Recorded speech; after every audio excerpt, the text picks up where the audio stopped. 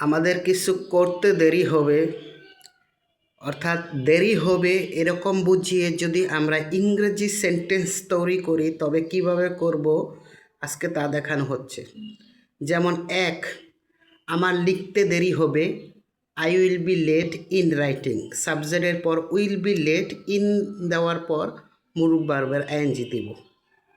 2, আমাদের ঢাকা যেতে দেরি হবে, we will be late in going to Dhaka. 3, তাদের ইংরেজি শিখতে দেরি হবে, they will be late in learning English. 4, তার খেতে দেরি হবে, he will be late in eating. 5, আমার রান্না করতে দেরি হবে, I will be late in cooking. 6, আমাদের এখানে আসতে দেরি হবে, will be late in coming here. 7, তোমাকে বলতে আমার দেরি হবে, এটা আমরা নিজেরা করি।